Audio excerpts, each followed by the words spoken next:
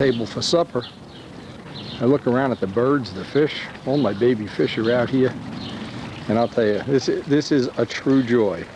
But what I usually do while I'm sitting out here, and it's nice that I can reflect on some of these things. Look at Karen's handiwork with the garden. One of the things I always do is try to plan out what I want to do on the next flying session or the next building session. And having a nice tranquil place like this to think about it, it certainly helps a whole lot. Mike's a little over half done with the roof. He's got all the copper work done, the new chimney's in. We're working toward the second half of the roof here.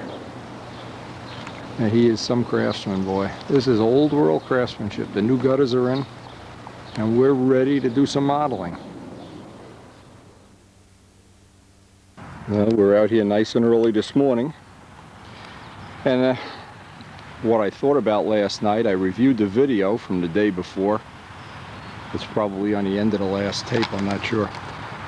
But one of the things, I always like to have an objective when I come down to the field. Now it looks like we're going to get some dead air flights. Keep in mind, we're going to be going through a time where the temperature is going to go from about 50 to 80 or 75, all in one session. Now some people, I mean this plane is in its very preliminary stages of trim.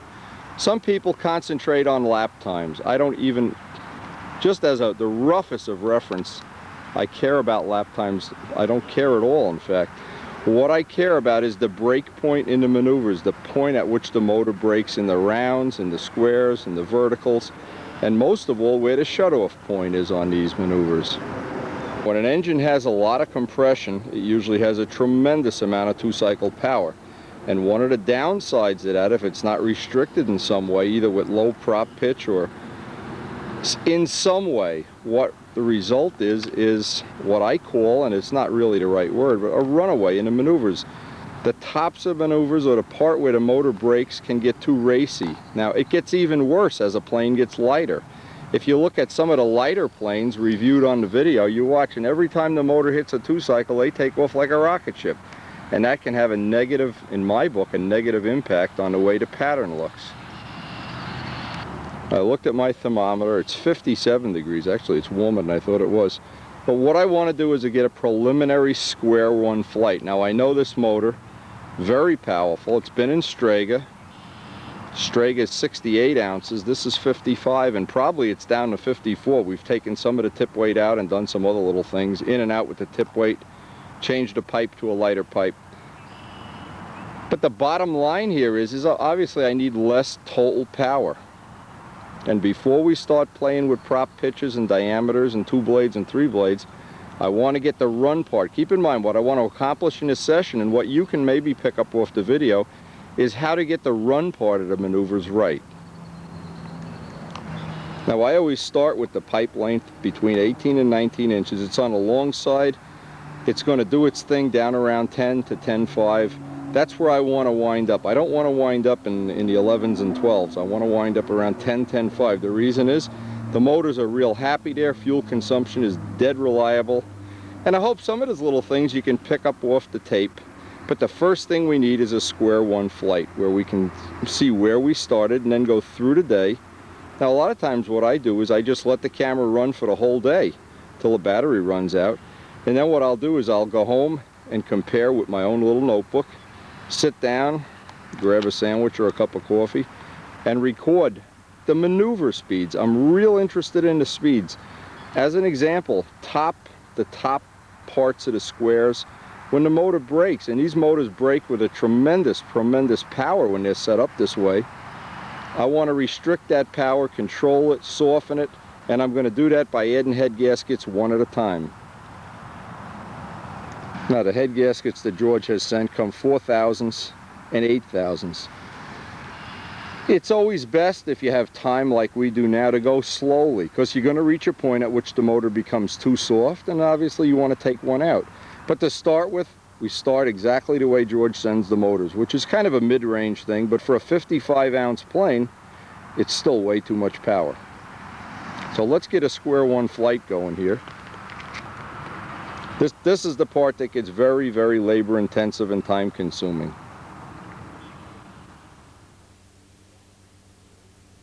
Keep in mind too, there's a lot of different ways to go about doing this restriction or softening of the power. Some people use the pipe length, they'll change the pipe length, and sometimes that can be productive. A lot of people just leave the motor set up in its most powerful mode, or use 10% nitro or whatever, and then just restrict it with the prop pitch. The problem when you go too far that way, at least at our field, everything gets soft in the overhead 8, and the top, everything above 45 tends to get a little soft. So what I try to look for is a real strong mid-range.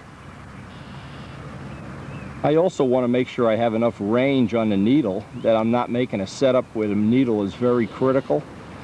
I like to launch at about 10-2, but then if the wind comes up, I'll go. You can see the flag in the background is dead.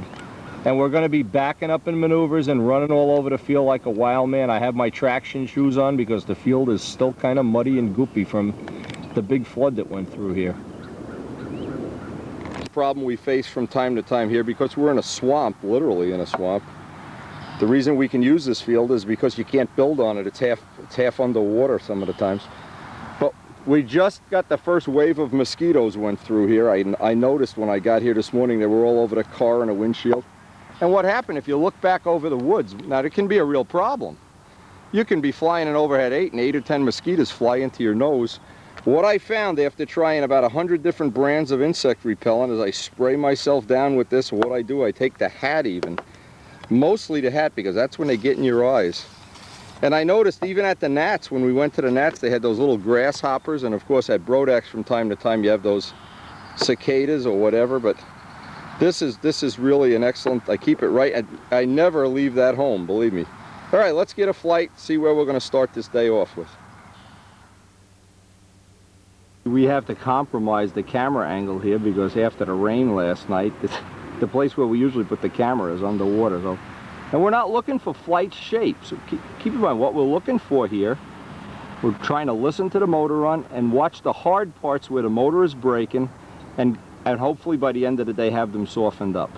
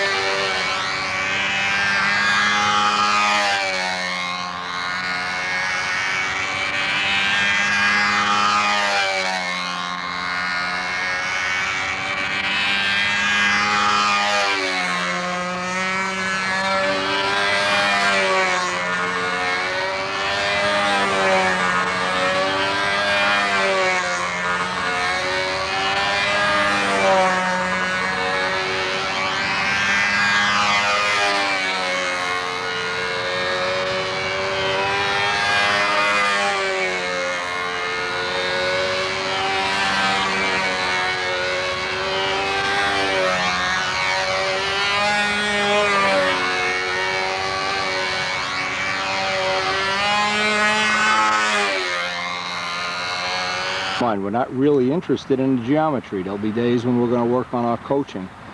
But to start with, there's a couple of things I can tell. Number one, the tank shim seems real close. Number two, the tank size seems fine. Even if we decide to go to higher nitro, we're running 5 right now. But the part that I want to try to work on today is I want to put a 4/1000 head gasket in this now and see if it softens up. Just the 2-cycle part of it, to me, is just a little bit racy. And if it doesn't work the way we want, obviously we just take the gasket out.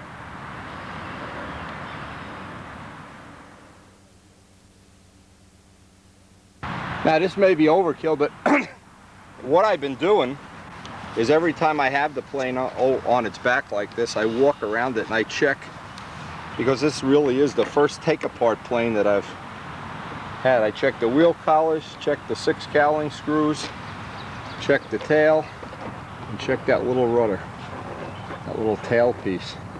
I guess eventually you get, well, you get more confident in it is what you get. Anyway, I want to pull the head off, put a 4/1000 gasket in, and see, here's another thing. You can't really do this in one flight. You can't take one flight and say, ah, no good, too soft, too hot. You've got to go through a whole session, maybe a couple of sessions, with the idea in mind that there's certain conditions. Now it's cool right now. When it gets hot, that'll soften the power automatically.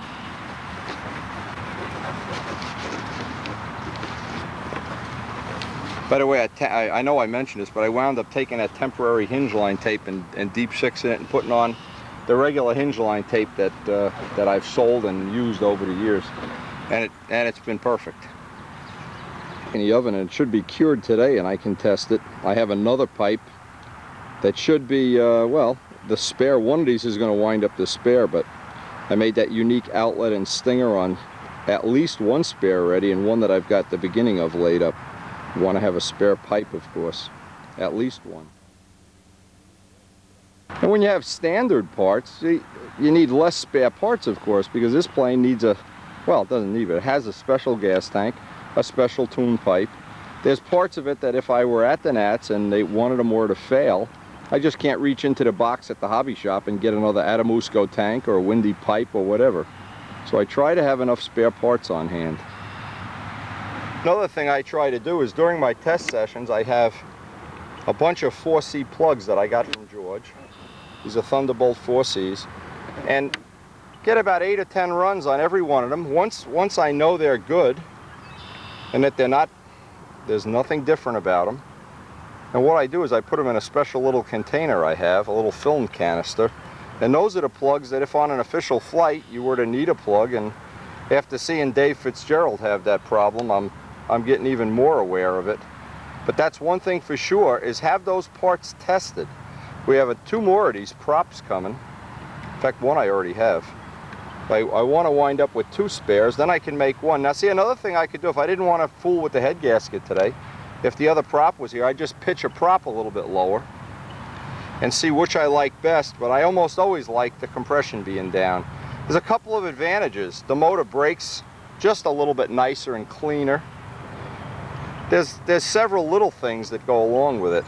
Second of all, you don't have to carry the extra ounce of fuel around with you, which in this case, even if we leave the big tank in there, just not having to fill it is a big asset.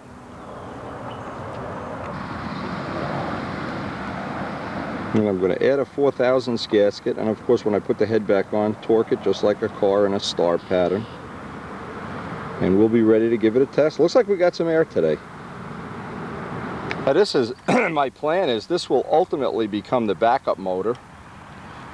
And once it's shimmed and set and I've convinced myself this is going to be good, then we're going to start working with another motor. And this will be in a plastic bag with the needle valve set, pipe set, so it'll be one unit. I can take it in and out if that becomes necessary for whatever reason. You really can't do this. See, you can't do this ahead of time, and George sets up these motors so that they're very, very powerful, because most people don't have 55-ounce planes, 54-ounce planes. So what happens is, you know, I'm always in, even with Streg, I was decompressing these motors, and I know people love high compression. You know, you can always tell a high compression motor. You go like that and it starts. Well, that's real cute. Paula tricks are cute, but the hard, nice, pleasant stunt run that I like only comes from having that compression just right on the razor edge of being too soft. Now what I'm looking for on this test is to see if I've softened up the power or if I've gone too far. And it isn't the lap times, it isn't even the maneuver times. It's that breakaway when it hits a 2-cycle speed that I want to get under control before I go any further in the trim of the plane.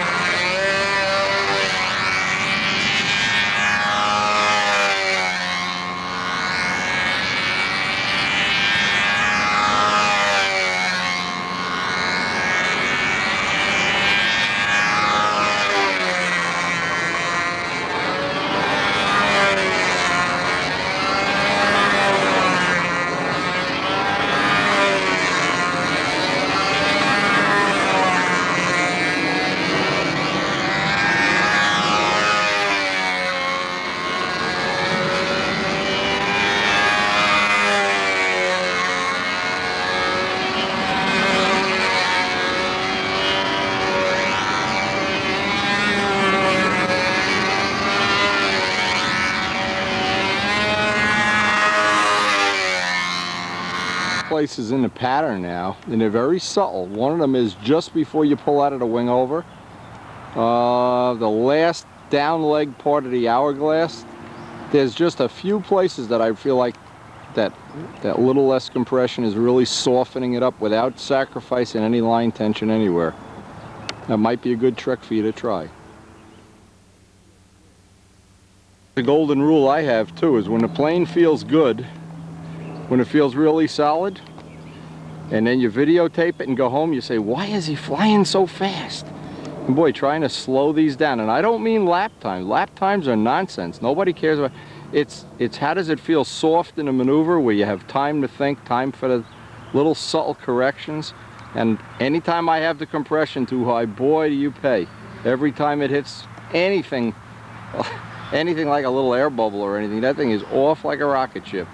That seems to have helped a lot. That was a fairly nice session, and I hope we have the compression under control now. Now we can move on to some of the other little detail items we want to work on.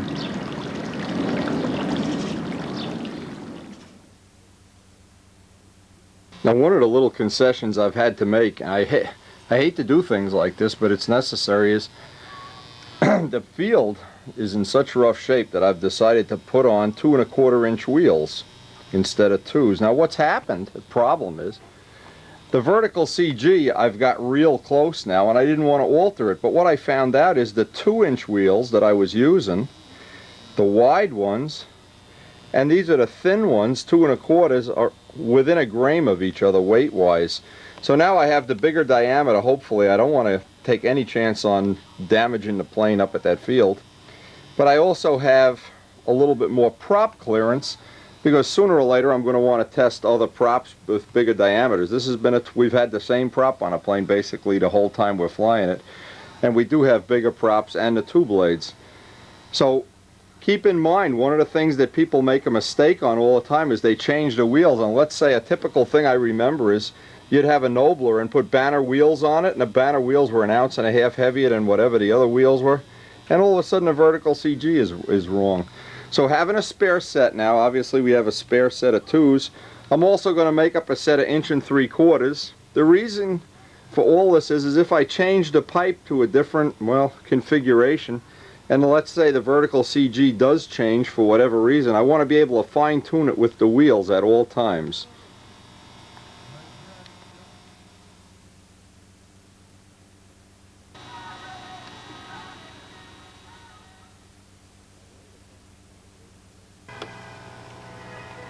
Now, one of the things I've been waiting a long time to do, and obviously John Pothia helped me figure out how to get this off the internet. It was a little bit of an adventure.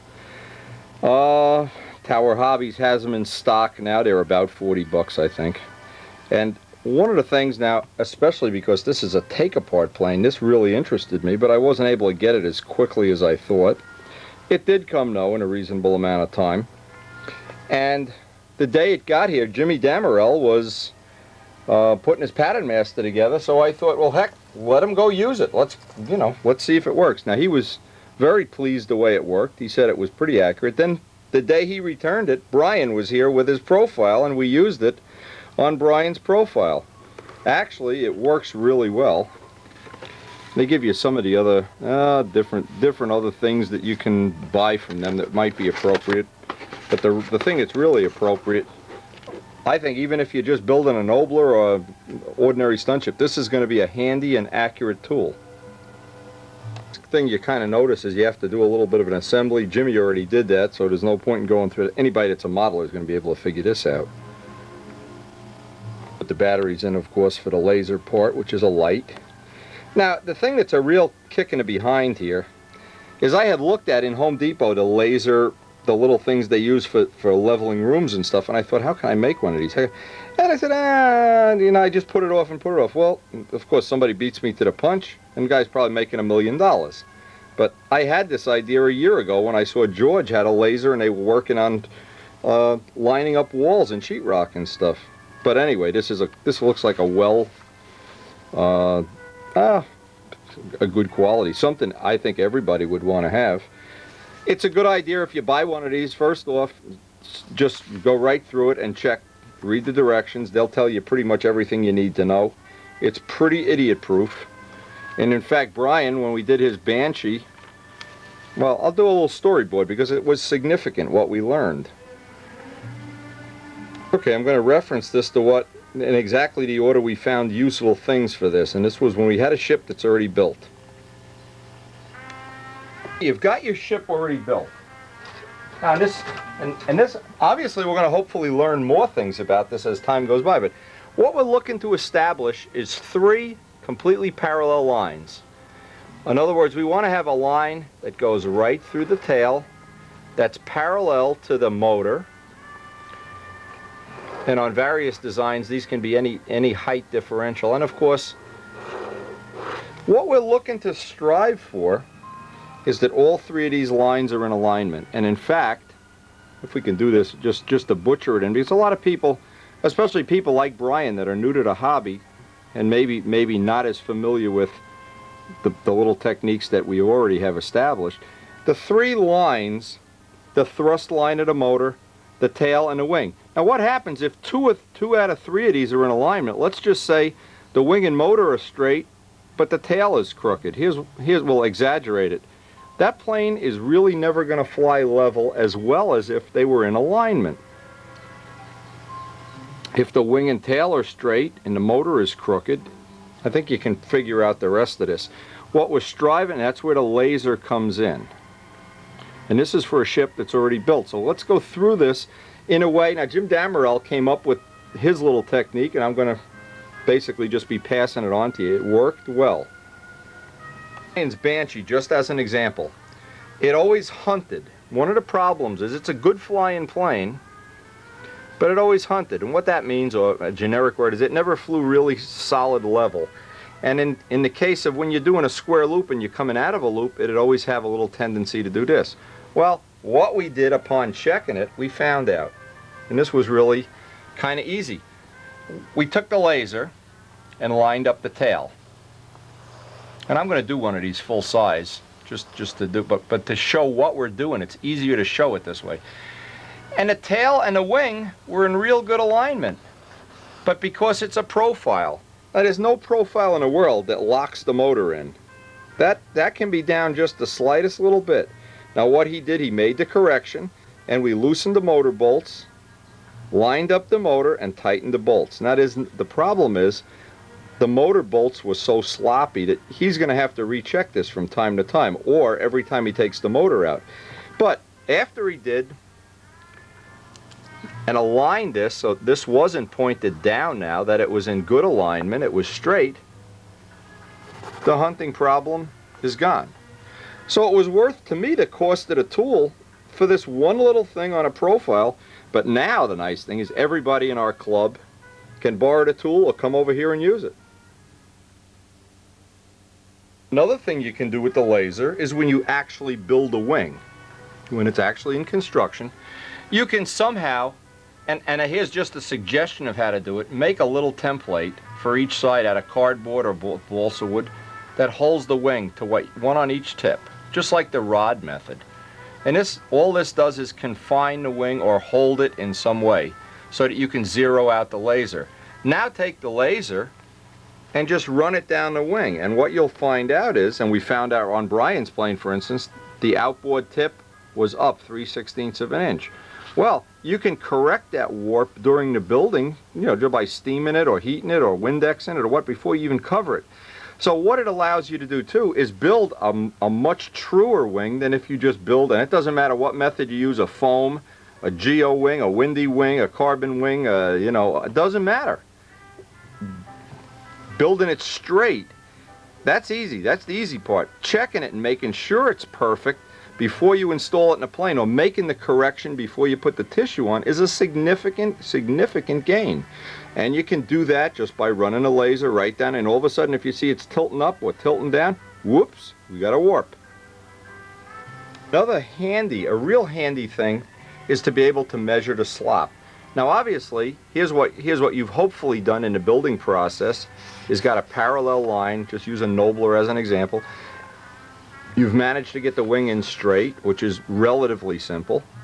and you've managed to get the tail in straight. But now most of the time I trim out a plane, I like to have, when I confine the flap, I like to have about 1/8 of an inch of slop in the elevators, and I find out what that does is at the bottom of maneuvers, it'll just lay a lot flatter. On a wing over pullout, it'll lay a lot flatter than if it doesn't have any slop. Now that's just, there's other ways of doing it. Other people don't like any slop. Besides the point, I like it, and that's the way I've installed and set up Miss Ashley. Now there's only one problem. I like to know, for instance, that the middle of the slop is neutral. In other words, that I have the same amount up and the same amount down. I don't want to have it that all the slop is up or down. That's going to be a trim problem. Well, the laser lets you do that. You get the 0 off the thrust line, 0 to wing out. Make sure you have no warps. Go right out the whole wing on both sides with the flaps on. So now you know everything here is at 0. Now you can check that the whole tail itself is in 0. And the way you establish this is confine the front of the laser and then move the top up and down, and you'll see the little light will come up on the scale, and you'd like to have the same number of degrees up as down. It'll show you in degrees. We're going to do this in full scale, but it's easier to do a storyboard before you actually do it on an airplane. And this really is nice to establish that you have your slide, and this is a significant thing. And the reason is, a lot of people, a plane will turn tighter inside or outside or whatever, and they're trying to trim the plane, and they don't realize maybe what they've done is put the 1/8 inch slop all in the bottom and nothing in the top, and you wind up with a very elusive trim problem. Well, now with the laser you can get the slop, if you have any, and if you don't have any, you can just point blank tell when that's in neutral and ensure that you have the neutral, neutral, and neutral. Now I know I've read many of Frank McMillan's columns on getting things lined and alignment and everything. All of that is significant, but what this does, this makes it real easy. This makes it that a beginner can do it on the first shot. Now where it's really handy is where when you're building a plane and it's not glued together yet, or in the case of a bolt apart, take apart, you don't have the bolt nuts and bolts installed yet. Now let's use a Miss Ashley thing as an example. Well, we can 0, you can do it either way from the wing of the motor, but let's assume one of the ways, and it's an easy way, is just 0 the motor and bolt the motor in place. You don't have the wing installed yet. Bolt this in, get this to 0. I usually do mine upside down. When it's a glued together plane, I take this part out, and now I drop the wing in. But what it'll allow you to do, because you're gonna, well, I would do it this way, and this is a really, really good way to do it. And the more I use this tool and see how good it is, this is something you really want to have in your arsenal. Now when you drop the wing in, you can put the laser tool on here, flaps and all, or no flaps, and you could do it both ways to check. First you could run the wing in without the flaps on it if you have takeoff flaps, and then get your neutral on the flaps. Well, wow, you can get 2 zeros here, 0 without the flaps, 0 with the flaps, and now because you're referencing off the motor, you know you've got 2 out of 3. Now you could tack glue the wing in, let it dry, and what I would do, some slow drying epoxy so you could babysit it, and now I double check that I have these 2 dimensions right. Now when that's done, of course, the next thing would be glue that in permanently, glue that little piece back on. Now, because you still have 0, you can flip this over. Think how handy this is. You can reset the 0 on the motor, go back and check that you haven't distorted this by gluing a piece in, and you should have a 0 and a 0. And now you can line up the tail. When you drop your tail, either flat tail or airfoil tail, doesn't matter. You can run the laser on the stab, and now this is the one that I really, really like. I can check 0 without the flaps, 0 with it. Now, so now I know this unit, everything up to here is at 0. And now I can check that the stab is in straight at 0, put the elevators on and figure my amount of slop up and down. See how handy this is? I mean, I can just picture there's going to be other people with other ideas of how to use this. It's incredible how nice this works. It just blew me away when I saw this. Now I can do the same thing. I can tack glue it, or if I have, let's say I have like a Miss Ashley where it bolts in, a Paul Walker kind of thing, a Kaz thing. Well, I can do all the bolts. Let's say it's a take-apart plane. I can run the bolts in here, check my 0. If it's wrong, grind out the blind nuts, and or in a worst case scenario, make a whole new bulkhead. But what a beautiful, beautiful tool. This, boy, I wish I had this during the construction. But it's not too late, because I can take the plane and double check everything. I bought mine from Tower Hobbies. It was, I think it was $40, I'm not sure, $39.95. An excellent, excellent addition to anybody's workshop, toolbox, whatever. And I would highly suggest spend an hour or two getting familiar with it. Check out the directions. They have even other ideas. These are just the ones that have come right to the surface right away. They're obvious. John Pothier even added some ideas that I hadn't even thought of. One of the things you can very accurately do with this is you can center, assuming you have a center line or some way of centering where the tail post is, and center the spinner. And you can do that a lot of different ways, but what this would allow you to do, you could, in theory, look at the laser. You could set the motor at 0 and then figure what your offset was, just because that laser light is going to come out on the front. It also lets you set this angle, which, because most wings have a sweep, but this angle is 90 degrees. It gives you a real good shot at getting the wing in with the motor offset, assuming you want some motor offset, or figuring your rudder offset. I mean, there's ways within ways that this is going to be a useful tool, and as I find more, obviously I'll put them on the, right on the video itself. But this is a good thing, and I hadn't even thought of this. This is one of the things that I'm looking at their little brochure. I'm thinking, yeah, that'd be nice to be able to tell the motor offset, and to confirm just another way that I have from the center line, because I'm using a laser now, that I'm right at 90 degrees. So it shows you things that may or may not be appropriate to us. They're showing washout. Well, in our case, it would be a wing warp, and how to check for some of that in the stab and in the wing. Again, good ideas, very easy to use. And see, here's the laser that they send you, and it's got little pivoting points that hopefully won't put a dent in your wing. I wouldn't go tightening these things too tight. The laser has a little switch. We need to figure out which way is on. Okay, it is on. Now look up at the gauge and you can see the laser light. As you zero things in, very, very accurate. It's almost accurate to within a piece of paper, but the real thing I want to do now I want to use it right on Miss Ashley to do the things that we just showed on the storyboard. Okay, the first part of this is to just set it up on the wing. Now see, a couple of tips that'll help you out is you can't have the model on a couch or something where it's moving. It's got to be rigidly mounted. So what I did, I put some balsa blocks under the model to hold it relatively level. Again, because you have a zero factor, the model can be sitting up or down. All you're looking for is parallel. You're not doing this like a bubble level.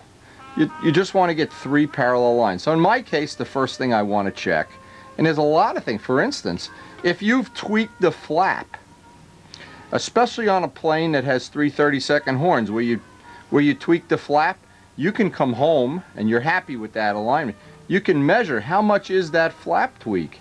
So if it ever moves, or if you ever need to reset it, you could do this right at the field, in fact, and set it back. So let's say this flap was down 1 degree to give you a level wing. I know people love to tweak flaps, but a lot of times it moves, or especially with 3 30-second horns, it'll just, from wiping a plane off, sometimes you can move it, and or the wood will warp it. Now you want to put that back. Well, this will tell you if you have 1 degree, a half a degree, no degrees. So the first thing I want to do is make sure that I'm somewhere near and zero out the laser at 0. There's a little brass wheel on here that's like a fine tuning, and what it does, it can help you fine tune into 0. Let's assume you want to set it at 0. Now it really isn't important. You can set it at any number as long as it's the same number all the time, but I want to get this right on 0 as the first step. You know what I may have to do, and this is okay too, because I want to try to, let's see if I got something I can stick under there, a little piece of balsa wood. Okay, we have pieces of cardboard. I can make some little cardboard shims out of a Dave Brown wheel. so that I can be, now I'm on 1. If you look at this, I'm on 1 right now. And I want to have it zeroed out. Now watch what happens the minute, whoops, I can't do it with 2 hands. But anyway, I want that laser to be on 0. Now what I can do is I can do it with the adjustment on the brass wheel, but I'd like to get the brass wheel in the middle of its adjustment so I can just shim it with cardboard. I've got the model shimmed with pieces of paper, but it really isn't this accurate. You can do it with the brass wheel. See how the laser, I just want to let it find its mean average point. Okay, right on the money. Now what we've done is establish 0 on the wing.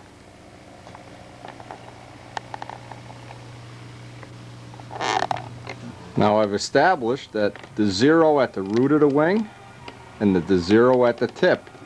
What it's telling me, in essence, is that I don't have a warp in the flap, or that the wing and this panel is relatively straight.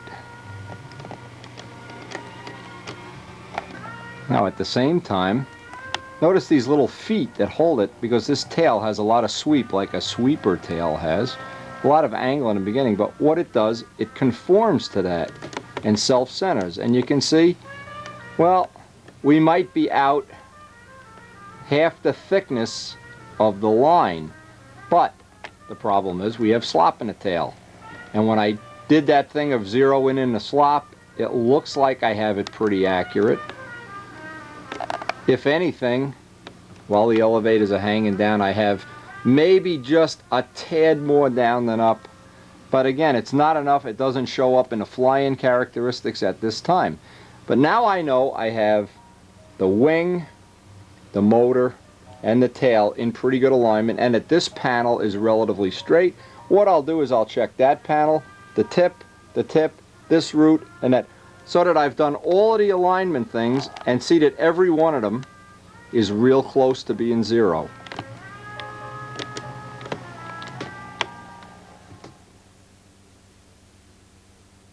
And what I'm finding out in the shop here is the more planes I do with this, now what I'm going to do is take old Strago off the wall, and while Mike has his Cardinal here ready to paint, in fact he may come over and paint later today, it's raining out there. One of the things we can check all the alignments on this, because if we have to cut anything or if something major is wrong, and by the way, we can check this model with the flaps off and then with the flaps on to see that all the push rods are lined up. By the way, I saw that thing advertised in Pampa, that Bill Biles adjustable push rod. That might be a really handy thing if you had a, and we may get one of those soon, if you had one, what it would allow you to do is you could do it right in the shop. You could set the 0 in the wing and a 0 in the elevator. Now just, I don't have it. I have a solder joint in this push rod. But it's still, I could make a fine-tooth adjustment. I can come out here. See now, it's a third the line. I don't know. Maybe it isn't even a third. Maybe I'm getting too finicky. It's probably the thickness of a piece of paper. But it doesn't, that amount, because the slop is almost equal up and down, doesn't generate any bed that I've been able to find yet, or any unequal turn characteristics. So this is really this is one of the nicest little tools I've found in a long time. It has a little swivel, so it adheres right to the leading edge and the trailing edge. You don't wind up chewing up the plane. It's really a well thought out. It's probably excellent, in fact, in every way. And I haven't been able to find anything in this plane that's like really out of alignment. But if I did find something that was out, let's make an example up. If I found out the tail was in just a little bit crooked, well, because this is a take-apart plane, I'd be able to shim it with little either plywood or shims or whatever. But if I were to find out in a plane that was glued together, well, I may have to just cut the whole tail out. Now in Mike's case, when we check Mike's plane, if we have to cut it, it's a lot easier to cut it right now than after you do all the work. And after it's like this, you just hate to cut it. Well, you hate to cut it anyway. One thing I've found handy is I can check both sides at the same time. Make sure I'm on 0. Carefully, you just slide it off the tail. And because these move, it just locks itself right. And I have the controls locked in neutral with a little piece of balsa wood shim, but obviously you could do it at the lead outs too. Now once I lock this in position,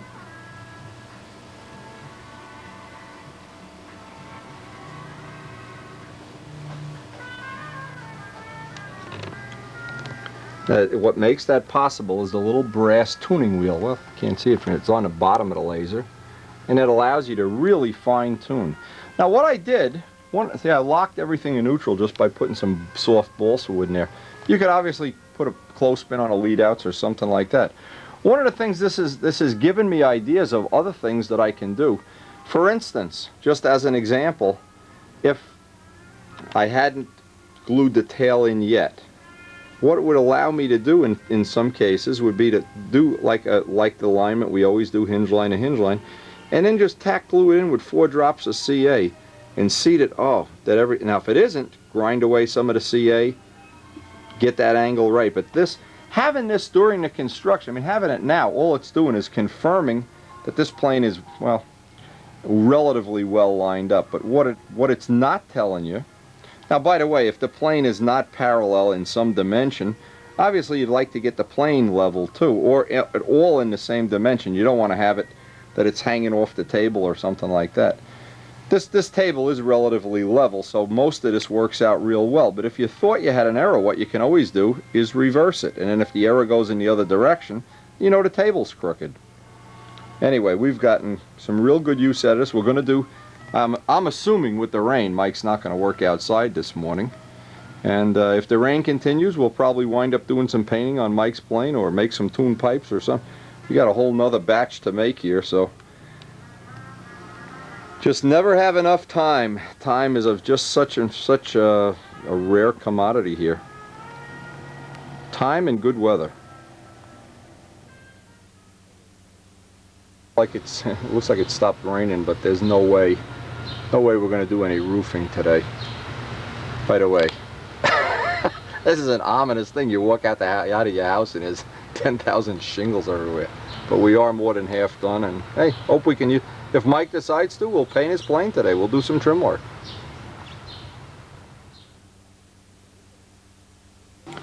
Okay, Mike arrived in between the raindrops, and believe it or not, the day we're doing this, we got the call from Randolph that the candy apple samples are ready. So we're going to run down to Randolph and check that out. Mike's making up the patterns. And of course, like we always do on a paint job, he wants his to be unique. Everybody wants to be unique, including me. Going to make up a pattern. And then we're going to put some holes in the pattern so it can be taped in position. Then he's going to take some thin masking tape and back mask it out. And then if we do get to go, I don't know what time we're going to get to Randolph, we'll be able to, if it stops raining, we can shoot a little sample of this. But the first thing, you always want to have a cardboard pattern for everything that you want to do, whether it's candy apple or whatever. Paint jobs I always liked, and Mike kind of liked it too, is with Jimmy Casale. He did this with regular colors, but we're going to kind of make a little spin-off on this, or point blank we're going to steal it from him. He's in Florida chasing down women or something. He won't even know we did it. Anyway, we're going to kind of use this for our inspiration and try to get the colors that are going to be in the trim and in the lettering to be candy apple colors. And we're going to try to use Will Nomura's real nice high-end spray equipment on this and get to see how these colors are going to work. Choices you have, you need to find alignment points. In other words, if you want that to sweep further back, like some of the cardinals, the arrows sweep further back, I would say a good reference point is this last rib, right, because you want to be parallel on a tip. Yeah. Check down to see that you've got, it'll look nice when that's really parallel. And then you can't get the points too close to the hinge lines. You want to leave them up, I mean maybe put the point right on the end here. Okay. Or you can reference off the sheeting. That's always nice because it gives you a reference point. And then this leaves you a nice area here to lay out your lettering. Right. Where otherwise, if this thing is coming on a 40-degree angle, the lettering gets real big at one end. So laying out the patterns is always the first part of any, including this. It seems like it takes a lot of time to make the patterns, but once you have them, you can use them over and over again. What happens if those little hatchets or arrows or whatever, they go too far back, what happens? The lettering gets all distorted on one side, which is not objectionable, but we like to make this as easy as possible. Now, if you're happy with that, what you can do is cut a couple little holes, maybe every one up in that corner. I mean, right about here, Mike. Cut a hole so we can put masking tape, and then you can kind of tack it in position and see how you like it, and see if it needs any more fine tuning before you go on to the next step.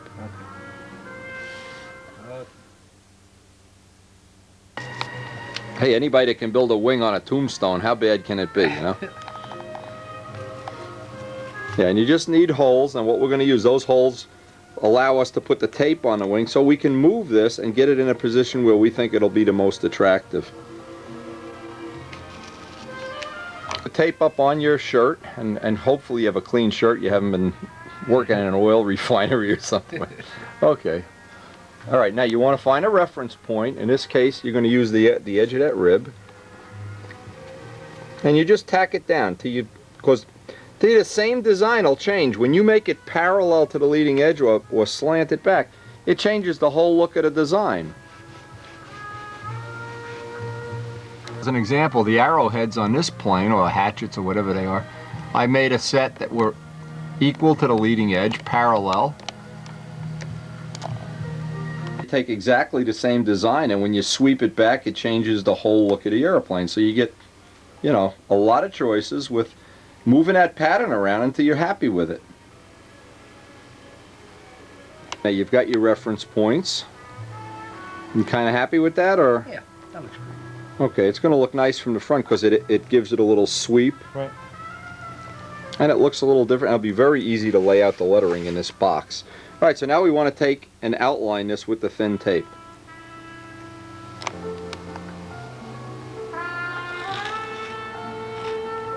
And we want to outline the whole pattern, make nice neat corners if possible.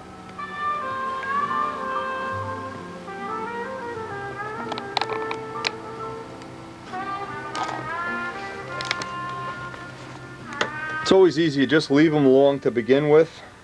Now lay the other one right on top of it. I mean, this is not a machine shop job. Just you get it within a 64th of an inch is fine. Lay it right down.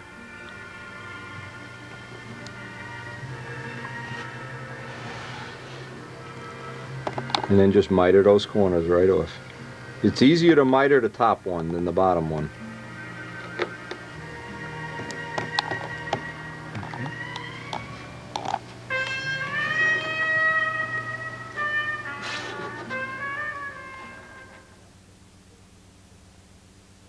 Now, real carefully pull that up, because that tape is still pretty sticky.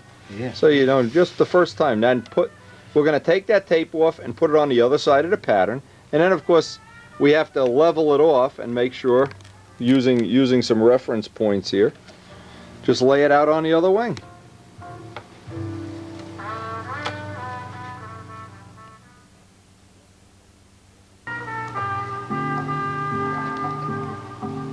You have any trouble getting the corners right? Nope. Just carefully press them down. You know, where the two tapes overlap, there's usually a little ridge there. You want to, just like with a fingernail or something, press it down until we seal it with clear. Ah, President Trim. Yeah. Now you got to do it by eyeball. You got to look. Now, because you have a reference point, your reference point, is it correct? Yeah, you're on it. Oh, see, it's back an 1/8 of an inch. Yep. Okay. Now you got two choices. You can just take the tape off carefully and redo it. Right. Or, yeah, move the tape. Move the tape. Yeah, It's yeah. noticeable. What you have to do is move this tape up and then move this tape up. It's easier to just rip it off and put the whole Do it all pattern. over again. Yeah, you know, Yeah. sometimes in life it's easier just to punt the football. Live to fight another day. If we lose, will we tape? Yeah, tape's cheap. Especially when Windy pays for it. Cheaper than bagels, I think. Now what do we got? We have one full roll? I'm going to have to get some more of that if we're going to do a real elaborate paintwork here. You're going to need more than one roll anyway, so tomorrow, next time you're at Shaw, pick up a couple of rolls. That'll work, no problem now. Just lay the part in. Now you know what you did, the reference was back. Right. So just look at your reference up here, and that's how you learn. Nobody's born knowing this stuff, even Brodak. Well, everybody except Brodak anyway. All right, just do it over, no problem.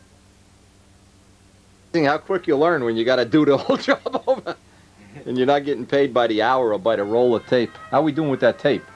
Yeah, we may. Well, the lettering takes a lot of tape. We may have a problem. Well, we'll find out. Worst can happen, we're going to run over the trod. That's it. All right.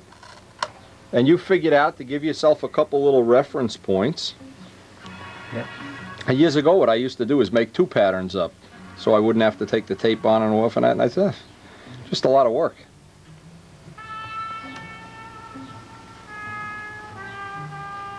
Now, tell me the truth now, the truth. What's more fun, working on Wendy's roof or painting your cardinal with Brodak dope? How close is that decision?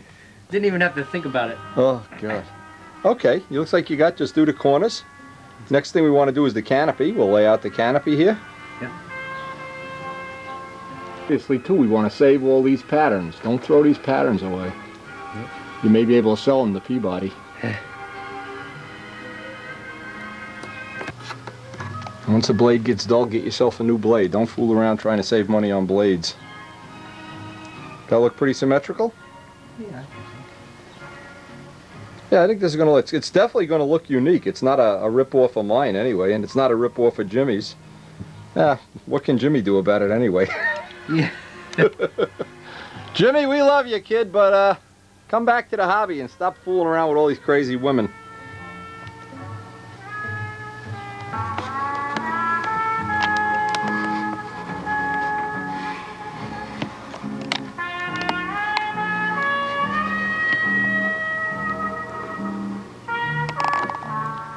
All right, you got the better part of the top done now. Let's flip it and do the bottom. We got to get a pad or something. Where's that? Oh, it's out here. Get the pad. Okay. We'll flip it over, do the bottom. Yeah, so far so good. Yeah. We may get all the taping done today. Yeah, I like that. Yeah, that's going to work out well. I like that idea. Okay, flip it over. Let's do the bottom.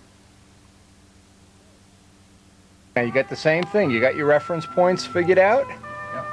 Okay.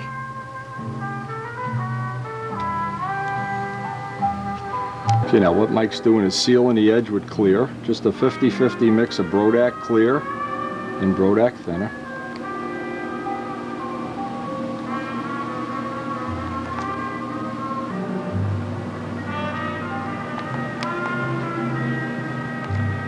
You want to seal both sides because the whole idea of doing a paint job this way, and Mike has watched enough Windy videos, he's probably good and sick of them by now. Yeah. The idea of this is that at no point on the plane is there going to be 2 layers of paint. Where the tape is in the final paint job will be silver, and where we've masked off the trim, it'll be candy apple, but it won't be over another color. And then when we back mask the candy apple where it's going to be painted, the rest of the plane will get painted the base color. But this is quite a saving. If you've never done a paint job this way, it's always easy to underestimate how much weight you save by not having 2 layers of paint. Because it bites you both ways. You have to put the first layer of paint on, and then you have to cover it. And you have to put twice as much paint on to cover it as if you went over silver. So it's a double, you know, like a double whammy. So nice to watch a highly skilled person lay on that stripe of dupe. To clear, we'll start laying out the lettering.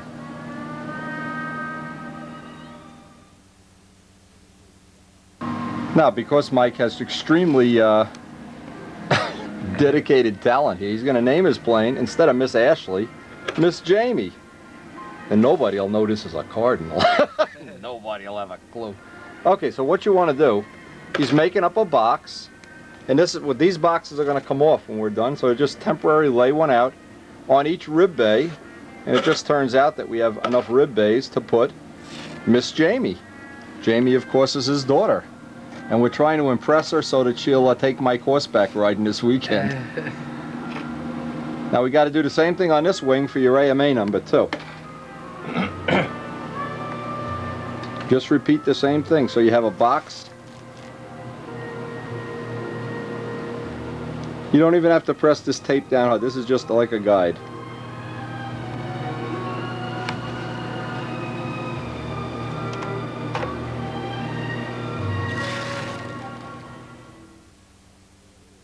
On your shirt, what he's doing, he laid out all the boxes that we're going to need and made a little reference, because don't forget Mike and I are both Polish, so he doesn't put the wrong number up here, put his cell number or something. Okay, now what we're doing with wide tape, we're just going to lay out the lettering, one letter per box. It's going to be MS space. You sure this is how your daughter spells her name? J-A-M-I-E. By the way, for anybody who doesn't know, Miss Ashley is the late Gary Lovitz. He named the plane after his daughter. I thought that was kind of cool. And one by one, he's just laying out. It's just a question of laying out the tape. Once we finish that, we're going to pull up all the boxes and just leave the lettering in place. And I don't think we're going to be able to finish it today, but and then we're going to have to outline each one in the 1/8" tape. Now the nice thing about doing it this way is every one is unique. It's not like when you see somebody's lettering job and you know, oh yeah, that's the Dantaran font or something, and they just blew it up or something. This really gives a plane a unique, nice little personality, I think, anyway. Not a good personality, just a personality. So all the vertical bars will be 3/4 inch, all the horizontal bars will be, or angular bars will be 1/4 inch, and you just lay the whole thing out with tape.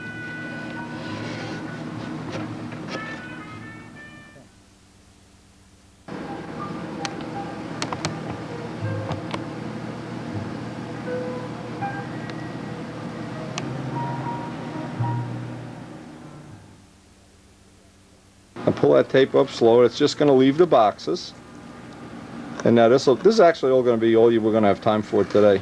Yeah. But even this is a big step in the right direction. Let's see how this came out. Miss Jamie's got Miss Jamie. Hey, Miss Jamie. There's the real Miss Jamie over there. Miss Jamie. Can I have some lemonade, Miss Jamie? Orange pineapple. Orange, but what the hell are you drinking over there? Orange pineapple. I don't know. All right, Miss Jamie, soon to be Miss Ashley. The next time we work on this, we'll outline this and we'll be ready to backmask it. We're going to go over to Randolph and get that colored paint right now. Okay, here it is, baby. And this is a long time coming. This is actually, just was at Brodak's at Randolph. Picked up what's going to be these are the real mixtures. Now what we're trying to verify and determine, since these are not on the market yet, is what the proper, I guess I got the paperwork in here too, what the proper pigment content for these colors is going to be. Now George Anderson has really burned the midnight oil. We started out with 27 colors. We've wound up with 6. And I'm real excited. I'm going to show each one of these up on camera, and we're going to go do some testing. Now, it's raining today. We're not going to really test today, but I want to look at these colors. If you look at, well, all the ingredients, you know, we don't really care about the ingredients. What we care about is that it covers in one coat. Candy apple paint typically is not going to cover in one coat. What you're going to need to do is go a coat right to left, a coat top to bottom, and a coat. And we're going to make a special dedicated, no sense going into this in detail, since we're in the middle of doing so many other things, but I'm going to make a dedicated video that you can get right from Brodak of all of the tricks that I've learned, and I'm going to try to get Bob Brookins to, you know, some of the other people that have helped me over the years, Bob Brookins in particular, to really get all the information so you can have the best chance of having a really neat, great finish. Now I can tell you what my opinion is, and this is an opinion from years of painting custom motorcycles and other things. The choices that you have with candy apple, almost everybody wants to immediately run out and paint 19 different colors on their plane. Yeah, well, yeah, and to do that efficiently is really difficult. What really does look good with candy apple is to use it as accent colors, leading edges, canopies, lettering. In Mike's case, we're going to try to come up with something like a Jimmy Casale paint job. But if you try to paint the whole plane like I did on all of the old Cardinals with candy apple red, and we had some candy apple green ones, and there was one that went to Texas green and red and everything. What happens if you do too much candy on a plane? I think it loses that real classy look. I personally like having just accents of candy color. And in that case, who cares if it doesn't cover in one coat? It's really not going to, and anybody that custom paints cars knows it's not either. But what we're trying to do is arrive at a ratio with George Anderson's help where I'm going to do some testing off camera. We're going to then report back to him, show him our samples, and see if See, what'll happen is if they go too far on the pigment, you lose adhesion. It's not really pigment, it's dye. You don't want to have a can of pigment with no binder either. So that balance point, and that's where I think I can add something into the program. Again, we're going to find out, but I'm real excited. This is the real ones. These are the first ones. Nobody's ever had this product in their possession yet, and we are aggressively going to be testing this on Mike's plane. Soon as, believe me, he's working on his roof every day, but anytime he can take a break. And of course, we're going to do separate testing on a separate video. There'll be a whole dedicated separate video. If you really want to know all the little storyboards and everything on that, you just get it from John Brodak, or just let me know. Give me about 2-3 weeks to finish it up. I know the people that are using candy apple, there's always that temptation to, you want to cover in one coat, but you know, the substrate has to be perfect. You have to go over silver, gold, or white for it to be the most brilliant. And again, we're gonna put all the things that we know. Obviously, we don't know it all, and I'm hoping Bob Brookins can add some. I'll send him a copy of the video and say, send me your comment. You know, other people, Walt Prey, I hope I can convince him to send us some tips and tricks. Over the years, he's been real helpful. People that are professional painters, George Aldrich knows somebody. Sorry, it's Al Rabe knows the guy in Texas that's a pro painter, and he can paint a whole plane in one day. Well, I hope I can get all of these people to contribute their technology so that ultimately there's an ultimate goal here. It's real obvious. So we can all have really great planes and then go have great contests. Simple. It's very simple. It was one of my first candy apple paint jobs. Now, this was Louisiana Lightning. That was the name of the plane. Notice the candy apple accents with white real nice. I kind of like that. All the striping and things. But again, it would be a lot easier if you reversed this paint job on a white plane and made the candy apple red. You could have it either way. This plane is more like what I feel is the optimum, is to have most of the plane white, and that's good for visibility, and then have the accent stripes a candy apple color. And this was 2 or 3 different candy colors. Whole series of candy apple colors. And by the way, Randolph has taken the color that this plane is, it's C3 fire red, and made an exact replica of it in Brodak Dope. But these planes, they seem to be very popular. People like the paintwork. Again, the white and a candy apple color, and then the little striping, the little accents, the green canopy, seem to be very popular at the, maybe it's still popular now, I don't even know. If I remember right, I made 7 or 8 of these over a period of 3 or 4 years. I don't even remember. We made so many planes. Been so many Cardinals, I don't think I can make another Cardinal. But anyway, Midgley, of course, has good technology. We're going to try to come, what we try to be is a clearinghouse. Gather information, make it available to everybody. And Miss Ashley Red is already on the dealer's shelf. You can already get it from Brodak or from me. A perfect replication of the color red. When you put the plane next to the picture, it's absolutely perfect. King of Candy Apple, relentless. But we have done a lot of work with these materials over the years, and of course I have about 20 years of painting motorcycles that I use different materials, different finishing techniques, and I'm always happy to pass that information on. If there's something special I can help you with, I'm more than happy to do it.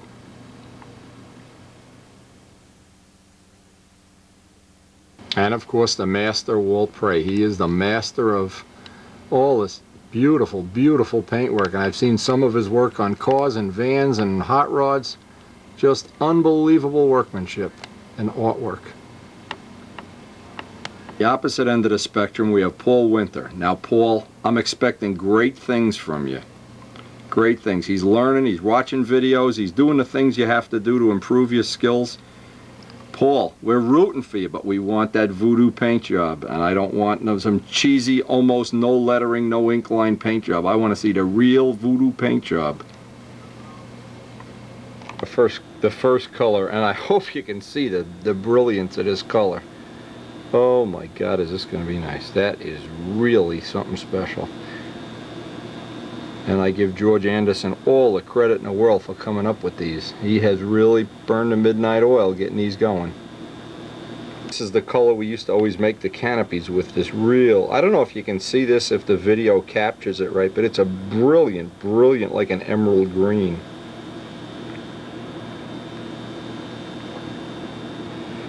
Look at this blue. Now picture, we may do a canopy in blue like this, but look at the brilliance.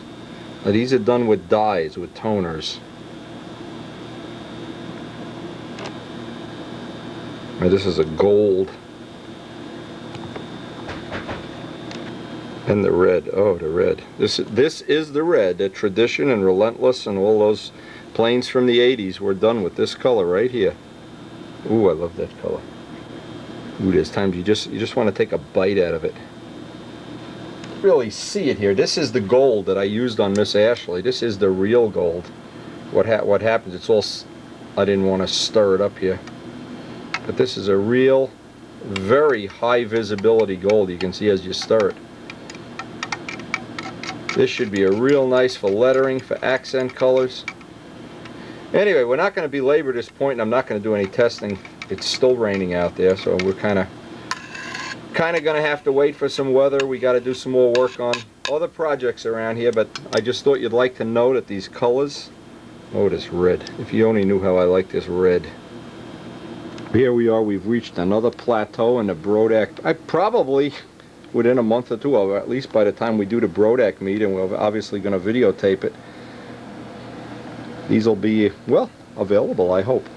And we'll be doing all the testing of this on a separate vid dedicated to Brodak dope. And I want to really personally thank John Brodak, whose energy and resources made this available to the modeling public. Thank you very much, John.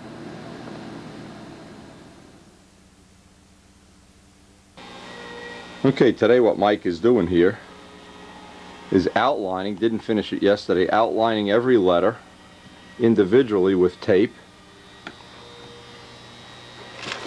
Oh, you got one done already.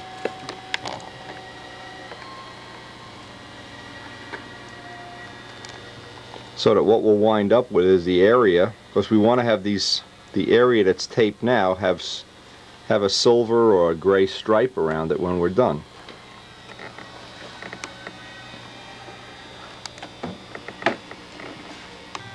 Now, some of the best tricks is make sure that blade is sharp.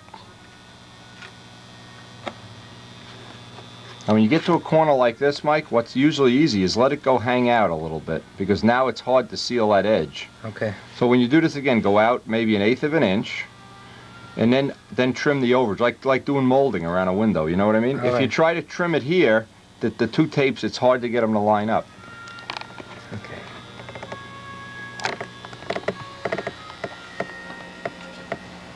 Now this is the first time you've done this, right? First time. Okay. So with the proper, you know, you just see how it's done once. Really, is all you need. I only had to see how to do this once.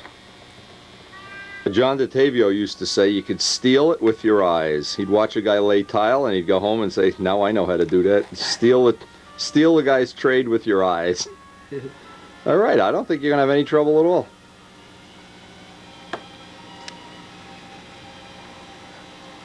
No, it's a little time consuming. A lot of times it's better if you just do one letter at a time. Before you go on to the next one, be happy, glad, you know, that you're satisfied with the first one.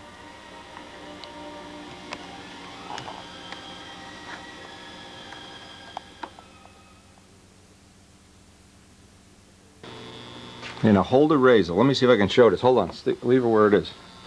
If you can, you put the razor down or the blade and just pull the tape. That's it. That makes you get nice corners that way. Now I can picture Ken Clapson saying, "Oh, I did all that lettering on Tsunami. Oh, what. You know how much time went into that lettering on Tsunami? Forget it." Oh, man. But it's just labor. There's no, you know, this is not like building the pyramids of Egypt or anything. Those Brodak colors, those candy colors, are going to look really nice too.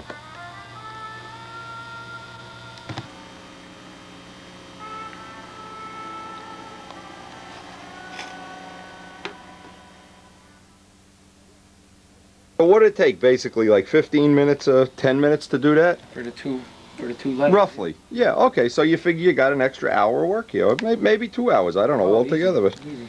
But that's, you know, the little details. If you put those, you know, decals and stuff on, it's fine, but this nobody is going to have that lettering. That's what's nice about it, is it really sets your plane apart. Yep. Especially in a crowd. He did 4 letters and he's ready to quit. He says, boy, this is a lot of work. Oh, man. This is Oh, work. this is a lot like putting shingles on a roof with a hammer. This is murder. All right. Hey, you keep doing it, and tomorrow morning when I come back down here, you'll have the whole wing done. I'll still be here. Oh, man, it is a lot of work. 6 long hours.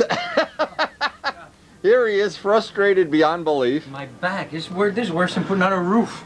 I want to hear that in plain English. Look at this. Okay, so you got them all outlined. You got the coat of clear on everything. This got to dry now before we put the tin foil on.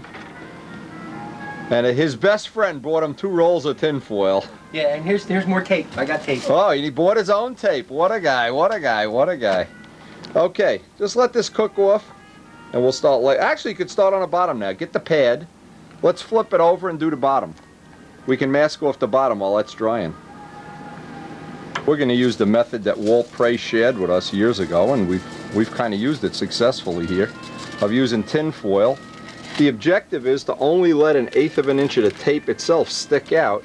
In other words, we're going to put the tape, we're going to backmask this side and paint in here. Then we're going to take the tape off here and backmask, so that at no point in time are we going to be painting over a painted surface.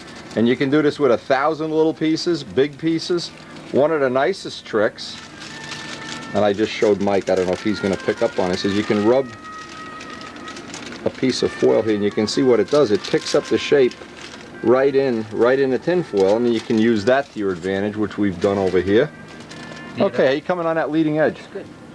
Okay, now you're not going to finish it in this session because I know you only have an hour left, but you can do as much as you can. The most important thing is any of this green tape that is going to touch the plane, you want it to be rubbing on something, either your t-shirt or whatever.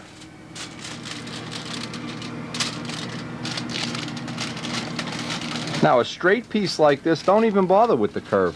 In other words, just let it go like that and then put an extra piece of tape up there. All right. Just, you can make more speed up that way. Okay. The main thing is not to put any tape on a plane that isn't first touching, and this is an old bed sheet, garage sale bed sheet, or if you're wearing a clean t-shirt, that's the deal.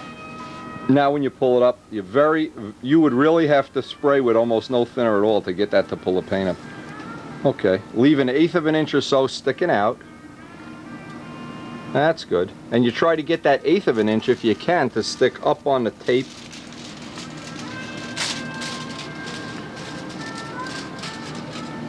Okay, there you go.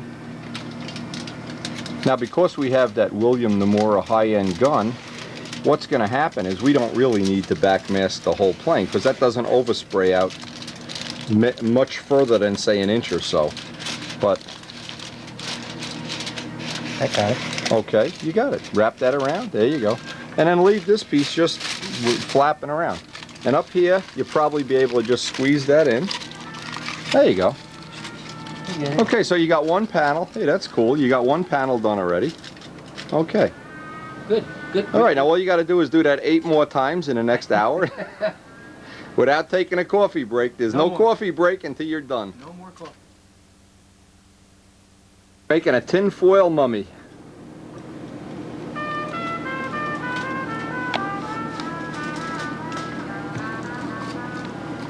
You just got to watch he doesn't take any extra coffee breaks, any tin foil breaks. Anyway, as I said before, Walt Prey shared this technology with us, and I guess it's something they use in the custom car industry, and it works extremely well, extremely well.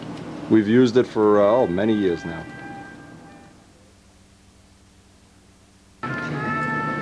Now notice that we're doing the bottom first. The reason for that is Mike is practicing, and when you're practicing, it's always good. Just do the bottom first. Get all your, if you're going to stick a razor under your thumb or something, do it on the bottom first. And then we'll actually do, when we're not going to paint today because it is pouring out there, but we certainly will do the paint work on the bottom first, just as a way of finalizing how we'd like it to look, and then flip it over and do the top. No, don't think we'll be painting today. And a good word is, unless there's some compelling reason to paint in the rain, just live to fight another day. Making some good progress here, baby. Yes. I'm impressed. We got enough tin foil? Usually you need about 2 boxes to do a plane. This tin foil works great. And the cheapest tin foil is the best. Yeah. Always buy the cheapest tin foil you can because it's the thinnest. And obviously you're not gonna, use it for anything other than just a mask like this. Now another thing I did years ago, and I'll mention this, Russ Hunsberger was gonna do his plane over at the shop one day, and he had some, we'll call them glossy magazines for lack of a better word. And what happened when the thinner hit the ink on the glossy magazine paper, it left all imprints of, by Coors Light and everything, and well, other things we can't talk about, all over his plane. He had to go home and repaint the plane. So from that day on, we've used tin foil and never had a problem.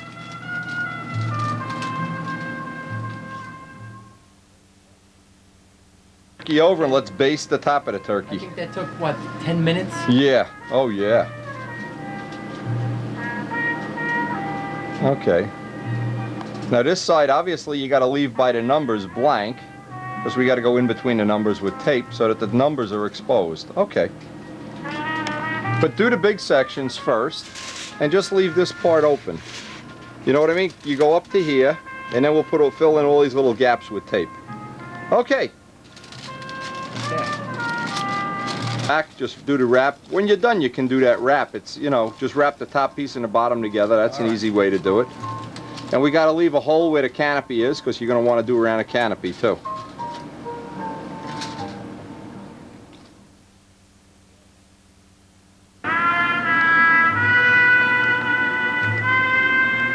Okay.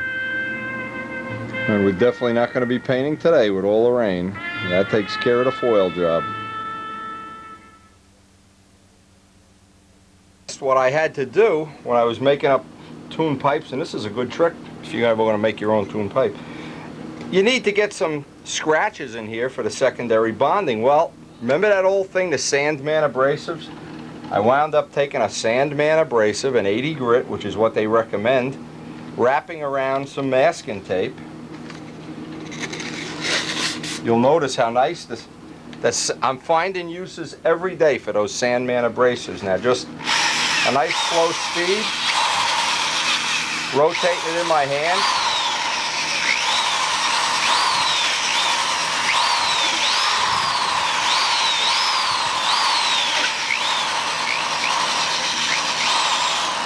Because all these parts are put together with secondary bonding resin, and what's going to happen if you don't have that rough, the rougher it is the better. If it isn't rough, you don't get a good secondary bond on the pipe parts.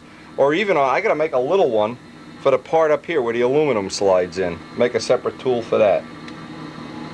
Little piece of aluminum that goes inside. George Venturini is making me up special parts that are iridited, and iriditing helps get the epoxy bond even better than the original ones we made. The next batch we make, these will all be iridited. They'll have a little tint of gold, and you can see what a nice pressed tight fit that is. Even this part here, I can get some scratches in here before I put the bonding resin in there.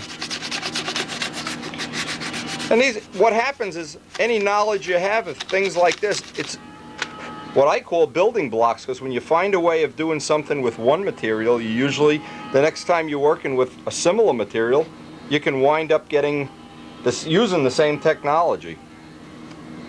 It shows up right in the middle of This is George's model. He just won first place in a model show. Now give me the lowdown on this rocket here. It's 1 to 130 scale. It's all molded. It's This is all molded, right? a lot of parts are molded, some's brass, some's vacuum formed, some's fabricated. It's about 32, 33 inches long. And you won first place in one show and First place in one, best of show in another, second place in scale of another. Cool.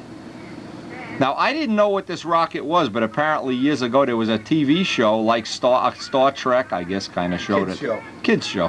What? We're all kids. What are you talking about, kids I mean, show? real kids. Don't say it with a negative tone in your voice. That is really cool. Now, what George did, he brought over those iridited pipe parts that I'm going to be able to start using to upgrade our tune pipes. And little by little, we're getting a lot of upgrades into them. Cool. But best of all, I brought coffee and donuts. Diet. So what does he do? He brings fattening donuts. You want a diet? Ah, well, I'll have to eat them so that they're not tempting me to. Take the fat out. Oh, you're some guy. Not a day goes by. We have another rainy day. We can't fly. That I don't find some use for these sanding sponges. Now, one of the things, when you want to put another coat of resin, or let's say you have a leak in a pipe, and that's very common, because the pipes are so thin, it's hard to make them absolutely perfect until you run them a few times and see if there's any pinholes. But if for instance, you want to have a patch, it's always a problem with sandpaper. You always seem to, I don't know, just very inconvenient. These sanding sponges, and I just want to, just watch the water. I can do a whole pipe in a matter of, well, not as quick as I can do it if it was in a lathe, but you can see every day, it's ridiculous how useful these things are. I really need to get a hold of this guy, and we've tried to set up a you know, business deal, but hasn't worked out yet. These things really do work. And the more you're going to use composite material, the more they'll come in handy. And you can see that gives a good surface for a secondary bond. Much easier than, in fact, this is an experimental one we made with double stingers, but haven't even run this yet. But just being able to dress that off and get that nice finish. It's that nice finish, and that's what helps cut, you know, a significant amount of weight off the pipe, not having all those mountaintops to deal with. Again, these are really, really useful. When I first got them, I was very, very skeptical. But boy, I've become a believer. I've just found use after use after use for these in the shop.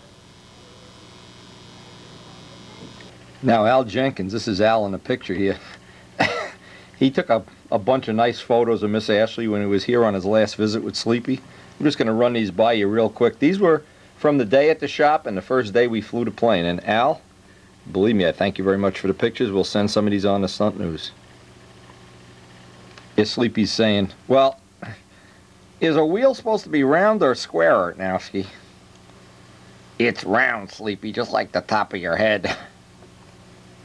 Look at this, Artnowski. There's 2 round wheels on this plane. What's going on, Artnowski? Anyway, he did take some really, really nice pictures, and hey, we really appreciate it. We'll take all the pictures we can get. Picture of Danny, and you don't think Danny was happy flying that plane for the first time? Not too happy, huh, Dan? Yeah, it really flew great. Sleepy saying, Artnowski, do you know how to launch that plane? Nice picture of Joe Adamusco's Spitfire. Hey, nice picture of Joe Adamusco, period.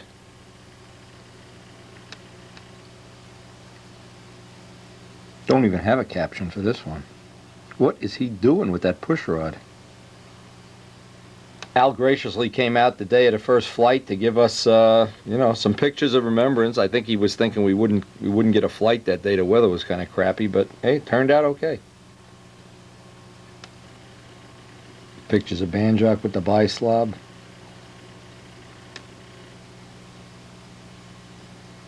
And it looks like Artnowski just swallowed his tongue or something here. What's going on here? And this was the first launch of the first flight. Dan giving us a launch. After all was said and done, the first day turned out to be pretty memorable. And Al, appreciate the pictures. On the Stunt News and see if they can use them. Al, thanks again.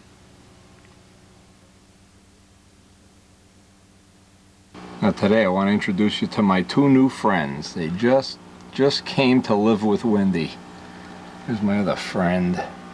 Oh! We have 2 little baby Orandas here. Alright, Orandas. You're going to be able to watch Wendy build model planes 24 hours a day. What a thrill. And if you get too big, we had to take the 2 fish that were in here out. They were just getting too big for the tank.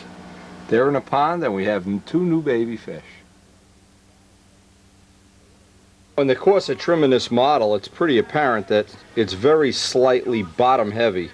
So what I've been striving to do is get the lightest set of wheels possible. what I wound up trying, and they worked real well. The real thin wheels that have treads are the lightest of the ones of the size, and you can't fly you know, 1/4-inch wheels at our field. Now what I did is I ground out with a Dremel tool in here all of this material. It saves a couple of grams, and anytime you can save a couple of grams somewhere, it's worth doing. And even little details like this, when you add them up, they all add up. Even look a little nicer in the fact that they're a little more three-dimensional with the ribs like that. Anyway, it does lighten them up just a tad.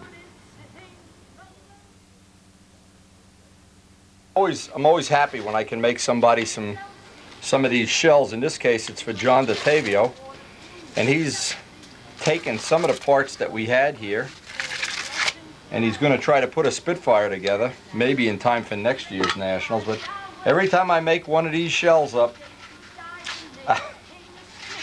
you have to understand, there was a time when every time you wanted to make a plane, you had to go out and find all these blocks and all this stuff, and we never have to do it anymore. These shells fit almost every plane that people are making, from Spitfires to Noblers. So anyway, I just like it, and plus it saves the balsa forests of Ecuador or Lithuania, wherever they make it. And they are nice, and boy are they light. And I'm real happy to hear that many other people are picking up on the techniques, many of which were developed by Al Rabe, many of which I don't even know, and I don't care, but let's give them all the credit. Now, I always leave these just a little bit oversized when somebody is going to work on a new plane, so that they can kind of do that and blend it into the spinner.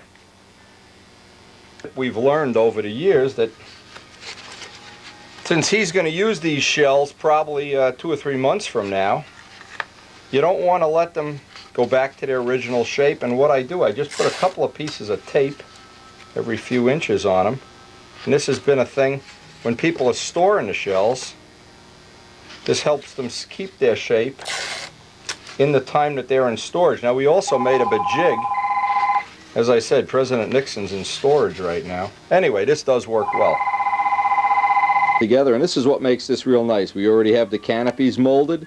We have the shells molded. It makes making a fuselage just a couple of days instead of weeks. It really is a big time saver. Imagine carving up a block. Oh, can't even think about it. All right, let me finish making the shells, and then we'll get moving here.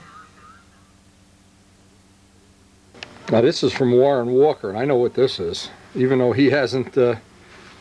I didn't even know they made it this thick. This is insulation for heat treating equipment, and what it'll be is I wanted to put a little piece of this right where the pipe runs over the high point of the wing to protect that wood from getting deteriorated by the heat.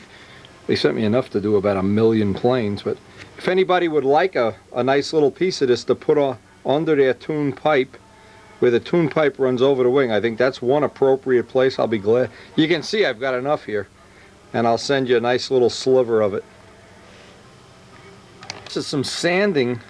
He told me about this on the phone. Oh, I see what this is. It's real thin. It's like dental floss sanding stuff. Now, what he does, he puts this down in between the hinge lines. Obviously, if you've glued the hinges in place already, and you can run this back and forth and cut your hinge, you know, that gap between the hinges. Anyway, we certainly can use this. This is, by the way, this is from, I think, from McMaster Car. And we also got some real thin stuff here. Oh, this really is like dental floss. Now, I can picture different places in modeling that you can use this. I saw this advertised in a Woodworker Paradise one time, but I never bothered to get any in my lackadaisical way. Noel Drindak gave us some great header tubing, and what Warren did was get some even thinner stuff. This looks like it's, I think this is the McMaster Car stuff, but he also got me some samples of tubing that's, I think this is Teflon tube. Yeah, this is Teflon. I don't think you could use this as a coupler, but we'll definitely find something we could use this for. Yeah, that's Teflon tubing.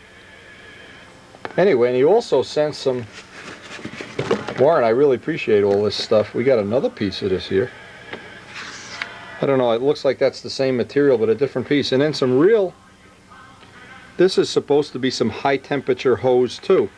So what I'm going to do with all this, I'm going to cut up some rubber couplers, and the next time I do some testing of the tuned pipes, I'm going to give all this tubing a fair shot. And by the way, Warren, appreciate it a whole lot. Really appreciate it. And please, just deduct whatever I owe you here from the last bill, please. I appreciate this. Good friend and co-conspirator in the world of molding, Ed Gallagher, sent me some really neat stuff. Now, as Ed always does, he sends me the literature, and he was all excited about this. We had talked on the phone about this really, of course, he's documented everything. And this is what I love about model aviation, is you develop friendships and you work on projects together and things that, you know, other things maybe you don't do that. I don't know. Anyway, he wrote me many of his little experiences and tips. I wish I could get him to buy a video camera. See, that would be really cool. He sent me all of this stuff, but that isn't the cool part. The molding, part of what's difficult about learning molding is people at times don't want to give away their trade secrets or whatever that amounts to be. But anyway, Ed is obviously not one of them. Now, what he did, he made up a bunch of test samples, labeled each one, what sticks to what. He did some of this. This is really neat stuff. Now I want to show you what he did. It doesn't pay to go through all the samples and everything. Just suffice to say, I sat on a couch the other night for about an hour and looked at this. But here's something. Now I know even John Brodak. Now pay attention, Buzz, if you're watching this video. This is for John. Look, he made this. This is molding rubber, and he said this is going to be a new tool you can sell. And of course, we're going to provide these in all Brodak kits. There's going to be this little tool that you make money. Look at that. I wonder if this is illegal to make a mold of money. Look at this. Gallagher, you're okay. What is that, a real dime? Is that in English? It's like that English money, that funny stuff. Wait a minute, it's a quarter. Oh, I'm going to keep this. Ed, thanks a lot. I'll have pizza on you today. But anyway, you can see what he did. He made a two-part mold, and you can make fiberglass money. I just thought everybody'd find that funny. But anyway, the real story here is he had done some tests and made up a motor mount plate and everything. None of this is really something that we're crazy about. But see what he did? He did what I do, is he tested it against glass, for instance. Now, one of the things, the manufacturer in their literature says it peels away from glass. Well, how cool is that? If you have a little impression in something you want to make. But notice the other good feature of this. This is a high-end molding rubber. Look how nice the surface is on that. So anyway, we're going to look at this. We're obviously going to check out all the samples. And see, when he does his testing, he does it the way I do. Marks the piece, does the test, one coat of wax, no buffing. It picks up the impression of the wood. Well, as we get into getting ready, and we're not far from being ready to lay up our carbon fiber wings, we want to know and make available to everybody that's interested as much of these trick molding things as we possibly can. And Ed Gallagher, now that we can make our own money, I'm going to make Brodak money, I think. Anyway, Ed, man, thanks a whole lot. This is great stuff. Okay, and this is the number you want to get, and the guy you want to ask for if you're into any of this. Now see, a person like, just an example, Larry Cunningham, who's interested in using some molding rubber, this would be worth checking out. And it would be worth, even if nothing else, having their catalog. I've heard of this company before. Ed, of course, is a Pampa member, and anybody that has any molding question, I'm sure he'd be more than happy to help. And he's seen enough windy videos to know pretty much what we're trying to do up here. This is unbelievable. We're experiencing near hurricane winds here. Trees are blowing over. Look at the trees bending and blowing and everything. It's unbelievable. And Mike decides, despite the hurricane, he's going to be on the roof today. I hope he doesn't blow off. That's my roof there you're looking at right there. This is my friend Butch here, Butch the Mockingbird. He's not impressed with this roofing job at all. So much noise up on that roof, I can't believe it. Butch, they're going to be done in another 2 weeks. Relax. Butch comes to our feeder all the time. He's not impressed by the roof.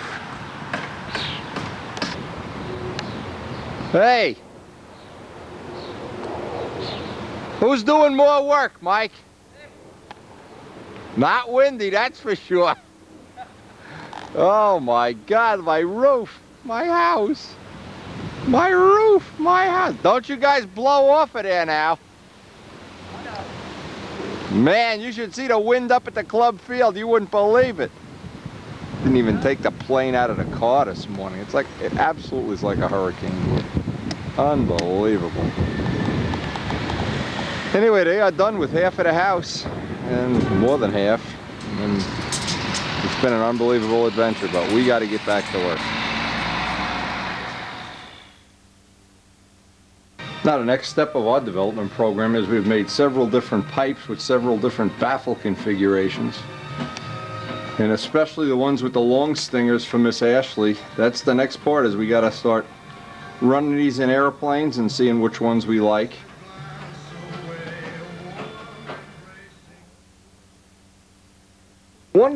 One of the few things that I didn't like about the first flights of Miss Ashley is I had the rubber, I call it the rubber ducky stinger, and when this exhaust blows straight down, what happens, even though the plane is flying in a square loop, the exhaust tends to look like this from the flap deflection, or from the elevator deflection.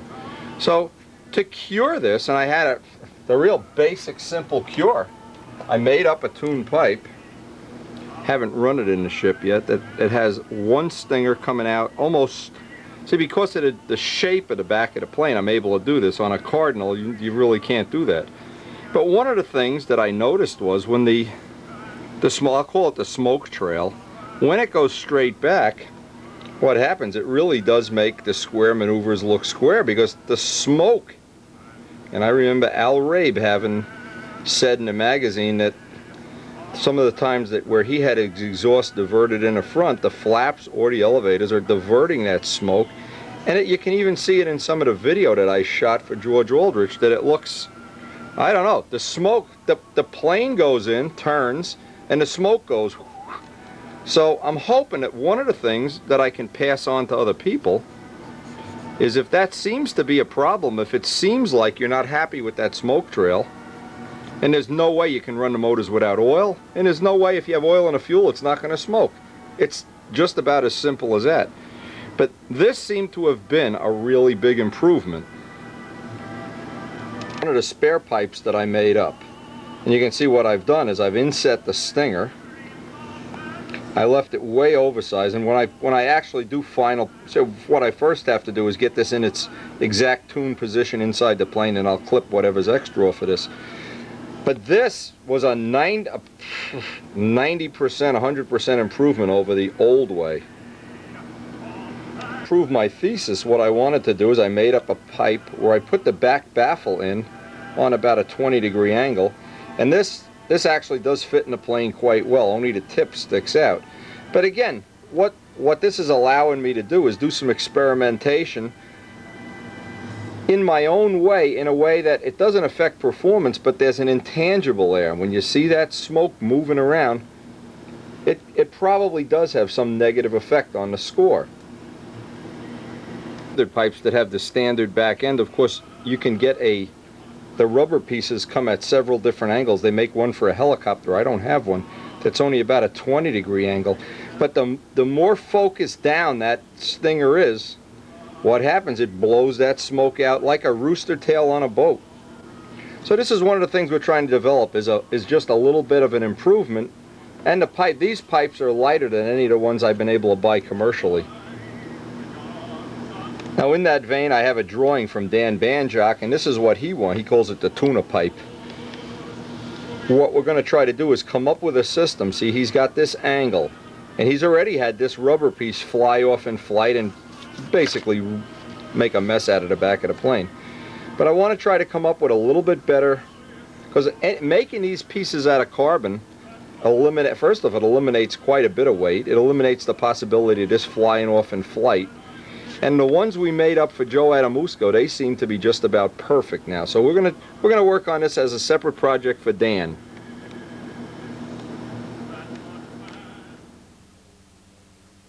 We were able to come up with for Dan.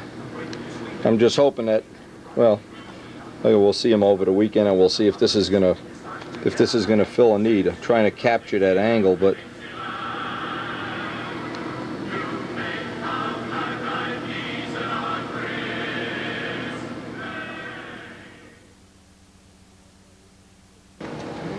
now on a separate video, Mike did all this painting, and now that the test, don't pull up that 1/8 inch tape when you do this.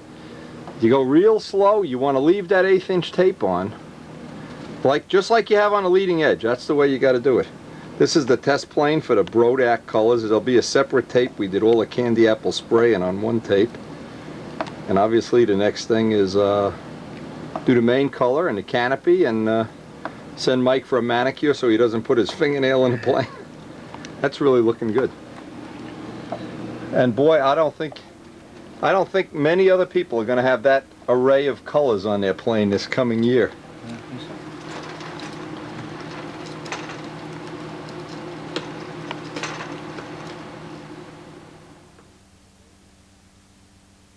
And by the way, when you're done, Mike, don't throw this foil away. You can use that to cook hot dogs, kibasi's, hamburgers. Don't ever waste this foil just because it's got a little paint on it. You know, Karen doesn't mind. Hamburgers taste a little better with that on anyway. Anyway, there's the Brodak candy apple color test. Coming to... Now we're going to go down to Middlesex and see if Joe Adamusco gets any good air to trim out his new Spitfire. Hey, look at the old car here. Speaking of that. Yes, sirree, yes, sirree. Hope we're going to get some weather. But you never know. You have to make this trip not knowing whether you're ever going to get any weather or not here. I see the flags are already bending out. Well, we're pretty optimistic that we're going to get some flights today, even though it looks like they were not predicting a great day. In the world of model aviation, somehow you never really can tell. Looks like we're going to get some flights. You almost ready to go, Joe? Oh, you got to put prop. Okay, you're going to be working with props today? Okay, these are my cut down 14.5s. Okay. They're all the same pitch, but they're different diameters. 12.5, 12 into the and whatever that one is. That's not a 13. Start with the biggest one. Big one, okay. Always start with the biggest one. That's how I do I got it. a Bali 12.6. I wanted 13 rather.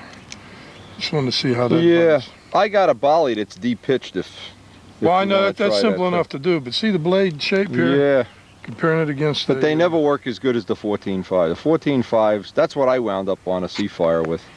I would start with the biggest of the That's what I'm 14.5s. doing. Let's take a look at it. And I got 2 head gaskets in there. Okay, but today you got, this looks like a crazy day. It's unusually cool for this time of year too.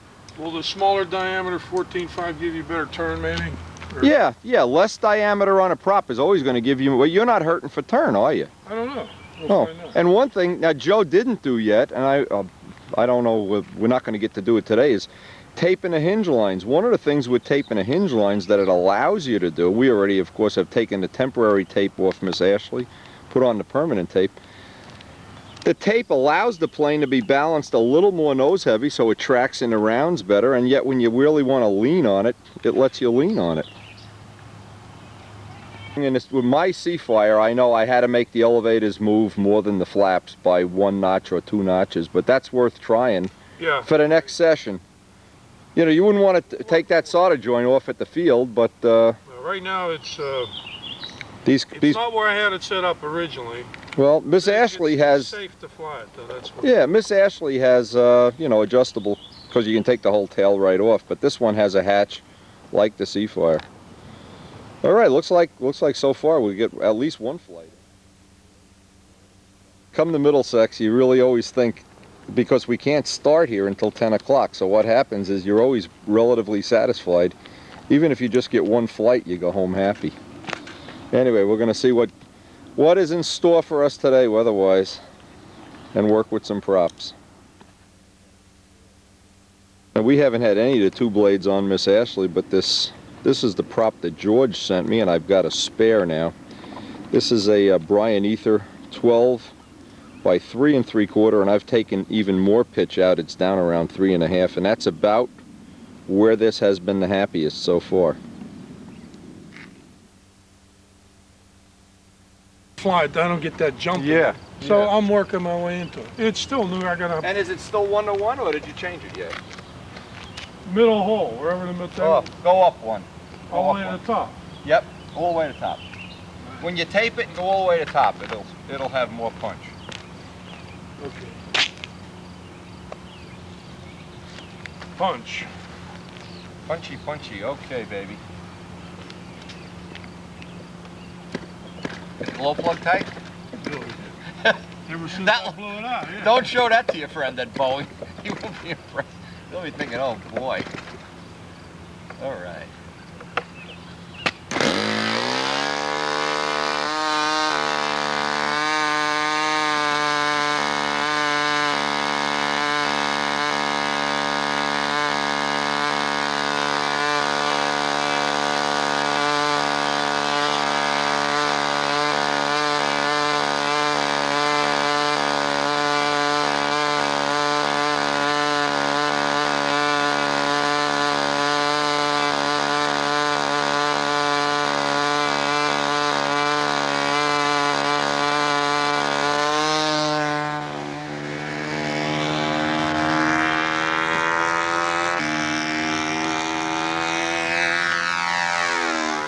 Now again, we've been working on the trim of this plane for a while. Air is still kind of dead.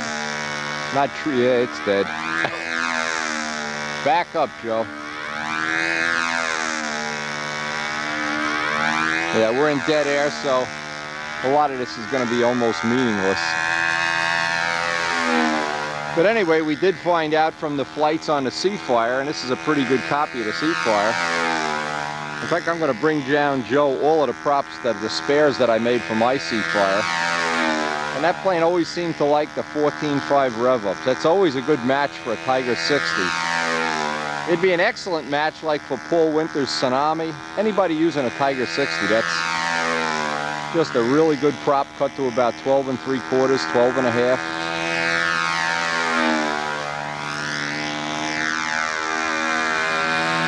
And it's a little bit of a rich run. You can see it's not breaking much on top, so we'll use this just for a warm-up flight. Probably go in, 2 clicks on a needle, and we'll see what it's like on the next flight.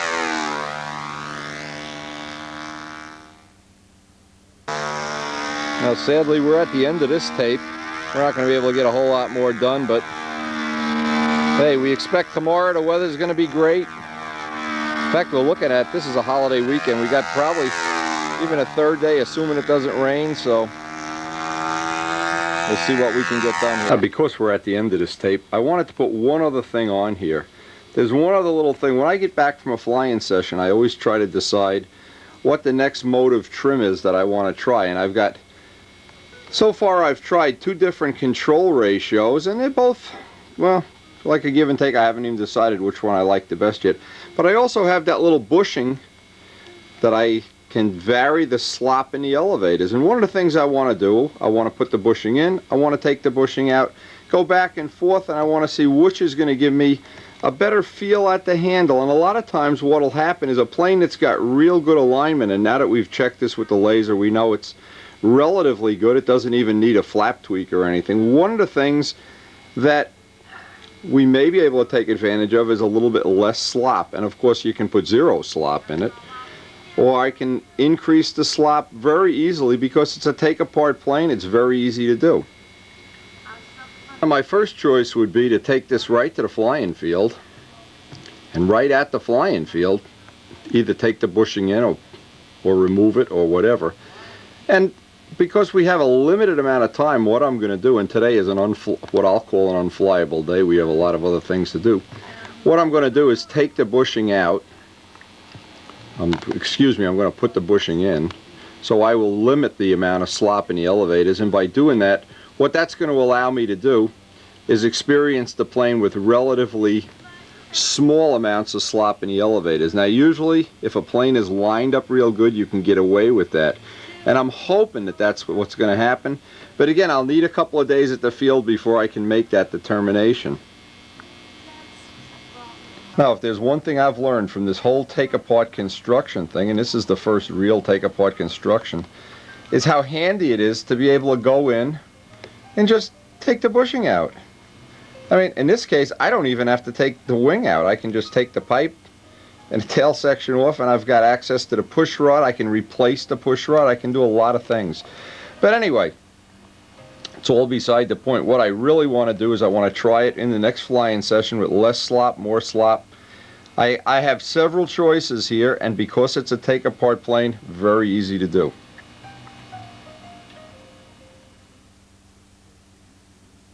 We are at the end of this video, but we're going to continue flight testing and try to get some some tricks that you can use. We want to test some props.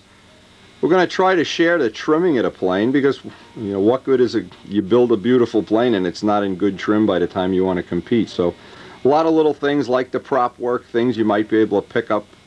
And of course the contest season is going to start in a couple of weeks. We'll be ready to compete. Thing worked out real nice. The thin wheels, and they are 2 1/4, so for our club field where it tends to be pretty rough, they're light, they seem to work real well, and they've got the vertical CG right about where we want it. Anyway, we hope you'll join us on the next tape, and please share the tapes with your friends. And we're going to be, actually we have our Nomex here already. That big sheet over there is the first piece of Nomex. We have a piece of 1/4 inch now. We're going to be able to make elevators and flaps with that, but we still need a piece of 1/8 inch when we pursue our wing mold, which I hope is going to be coming up real soon. And by the way, one thing really worked out well, and everybody that's used it has commented that if they've enjoyed using it and it's worked well, is this laser alignment tool. So we'll see you on the next tape. And we hope we're going to be getting some flights on this. The weather's starting to change at last.